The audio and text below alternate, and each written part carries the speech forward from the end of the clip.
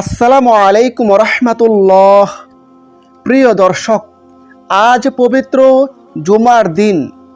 দিনে বা রাতে যে কোনো সময় পারলে আসরের পর থেকে মাগরিবের আগে চুপি চুপি ইস্তেগফারের ছোট্ট দোয়াটি মাত্র 3 বার পড়ুন।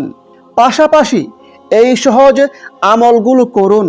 বিনিময়ে গায়েবী সাহায্য আসবে, আল্লাহ তাআলার সন্তুষ্টি লাভ হবে, জীবনের সকল গুনাহ খাতা মাফ হবে, সকল দোয়া কবুল হবে, গায়েবীভাবে রিজিক আসবে, বিপদ মুসিবত দূর হয়ে যাবে, দুশ্চিন্তা পেরেশানি থেকে মুক্তি পাবেন ইনশাআল্লাহ। দর্শক, আমাদের ভিডিও নিয়মিত পাওয়ার জন্য চ্যানেলটি এখনই সাবস্ক্রাইব করে পাশের বেল আইকনটি অল নোটিফিকেশন করে রাখুন এবং ভিডিওটি শেয়ার করে অন্যদেরকে জানিয়ে দিতে সাহায্য করুন।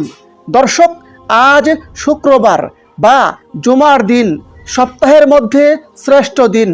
ইসলামের দৃষ্টিতে এই দিনের মর্যাদা ও ফজিলত অনেক বেশি। ফজিলতের কারণে এই দিনকে সাপ্তাহিক ঈদের দিন বলা হয়েছে। আল্লাহর রাসূল সাল্লাল্লাহু আলাইহি সাল্লাম বলেছেন, জুমার দিন সপ্তাহের মধ্যে শ্রেষ্ঠ এবং তা আল্লাহ তাআলার নিকট অধিক সম্মানিত। দর্শক, জুমার দিনের গুরুত্বপূর্ণ আমল হলো রাসূলের ওপর দুরূদ পাঠ করা। জুমার দিন ছাড়াও নবীজির ওপর দুরূদ পাঠ করা খুবই গুরুত্বপূর্ণ আমল, কারণ স্বয়ং আল্লাহ তাআলা পবিত্র কোরআনে দুরূদ পড়ার নির্দেশ দিয়েছেন। আল্লাহ তাআলা বলেন, নিশ্চয়ই আমি এবং আমার ফেরেশতাগণ নবীর উপর দুরূদ পাঠপূর্বক সালাম প্রেরণ করিয়া থাকি। হে মুমিনগণ, তোমরাও তাহার উপর দুরূদ পাঠ করো এবং সালাম প্রেরণ করো। সূরা আহজাব আয়াত 56।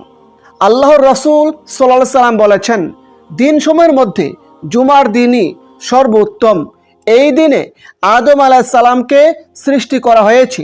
এই দিনে তিনি ইন্তেকাল করেছেন। এই দিনে সিংহায় ফু দেওয়া হবে।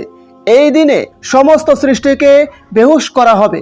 অতএব তোমরা এই দিনে আমার ওপর অধিক পরিমাণে দুরূদ পাঠ করো, কেননা তোমাদের দুরূদ আমার সম্মুখে পেশ করা হয়।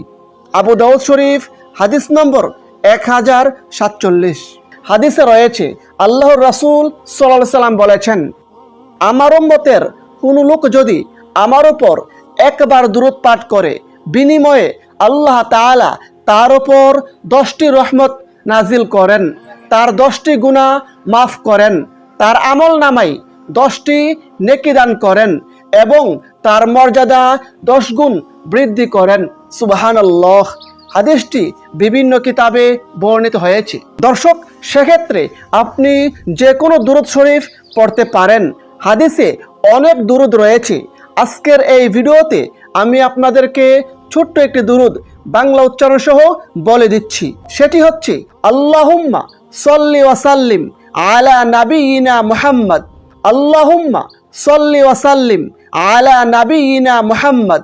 দর্শক, আজ জুমার দিন যে কোনো সময় দুরূদ শরীফের আমল করতে পারেন, তবে আসরের পর গুরুত্বের সাথে দুরূদ শরীফের আমল কমপক্ষে 100 বার করার চেষ্টা করুন।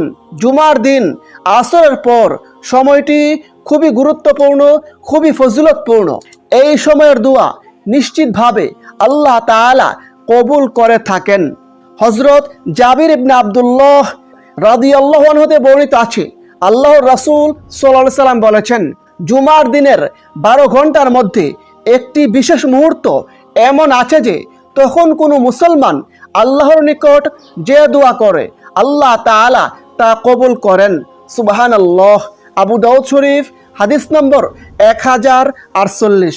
দর্শক, এই পবিত্র জুমার দিন ছোট্ট একটি জিকির মাত্র 100 বার পড়ুন।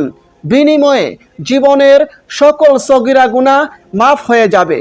আর সেই জিকিরটি হচ্ছে সুবহানাল্লাহি ওয়া বিহামদিহি, সুবহানাল্লাহি ওয়া বিহামদিহি। হাদিসে রয়েছে, আল্লাহর রাসূল সাল্লাল্লাহু আলাইহি সাল্লাম বলেছেন, যে ব্যক্তি সুবহানাল্লাহি ওয়া বিহামদিহি প্রতিদিন 100 বার পাঠ করবে, সমুদ্রের ফেনা পরিমাণ সগীরা গুনাহ থাকলেও আল্লাহ তাআলা তাকে মাফ করে দিবেন। সুবহানাল্লাহ। হাদিসটি বুখারী শরীফে, মুসলিম শরীফে বর্ণিত হয়েছে।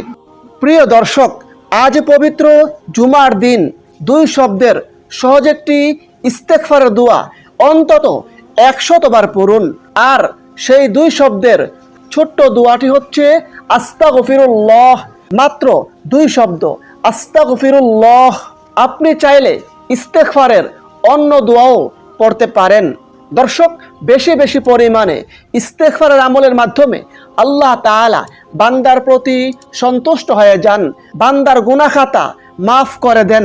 তাছাড়া আবু দাউদ শরীফের একটি হাদিসে আল্লাহর রাসূল সাল্লাল্লাহু আলাইহি সাল্লাম বলেছেন, যে ব্যক্তি নিয়মিত বেশি বেশি পরিমাণে ইস্তেগফার করবে, আল্লাহ তাআলা তার দুশ্চিন্তা পেরেশানি দূর করে দিবেন, বিপদ মুসিবত দূর করে দিবেন এবং গায়েবীভাবে আল্লাহ তাআলা তাকে রিজিক দান করবেন। এবং হাদিসে বলা হয়েছে এমনভাবে তাকে রিজিক দেওয়া হবে যা সে কল্পনাও করতে পারবে না। সুবহানাল্লাহ। দর্শক, এই সকল আমল করার পর সর্বশেষে আসরের পর থেকে মাগরিবের আগে যে কোনো সময়, বিশেষ করে মাগরিবের আগ মুহূর্তে 2 হাত তুলে বিনয়ের সঙ্গে আল্লাহ তাআলার কাছে কাকতি মিনতি করে নিজের সকল প্রয়োজন তুলে ধরুন। আল্লাহ তাআলা আপনার সকল প্রয়োজন পূরণ করে দিবেন। আল্লাহ তাআলা আপনার সকল দোয়া কবুল করবেন। এবং 2 হাত তুলে প্রার্থনার সময় পবিত্র কোরআনের ছোট্ট দোয়াটি অন্তত 3 বার পড়ুন। সেটি হচ্ছে, রব্বি ইন্নী যালামতু নাফসি ফাগফিরলি, রব্বি ইন্নী যালামতু নাফসি ফাগফিরলি। বিনিময়ে জীবনের ছোট বড়, জানা অজানা সকল প্রকারের গুনাহ আল্লাহ তাআলা মাফ করে দিবেন। কারণ আল্লাহ তাআলা নিজেই পবিত্র কোরআনে ওয়াদা করে বলেছেন, যদি কোনো বান্দা আল্লাহ তাআলার কাছে তাওবা করে, ইস্তেগফার করে, ক্ষমা প্রার্থনা করে, আল্লাহ তাআলা তাকে ক্ষমা করে দিবেন। এ প্রসঙ্গে আল্লাহ তাআলা পবিত্র কোরআনে বলেন, আর যে ব্যক্তি মন্দ কাজ করবে কিংবা নিজের প্রতি জুলুম করবে অতঃপর আল্লাহর কাছে ক্ষমা চাইবে, সে ব্যক্তি আল্লাহকে পাবে ক্ষমাশীল ও পরম দয়ালু। সূরা নিসা আয়াত 110।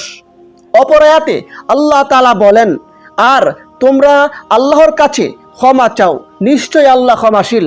সূরা বাকারা আয়াত 199। মহান আল্লাহ তাআলা আমাদের সকল মুসলিম উম্মাহকে এই পবিত্র জুমার দিনে বিশেষ করে বিভিন্ন আমলের পাশাপাশি এই আমলগুলো করার তৌফিক দান করুন। আমিন। আসসালামু আলাইকুম ওয়া রাহমাতুল্লাহ।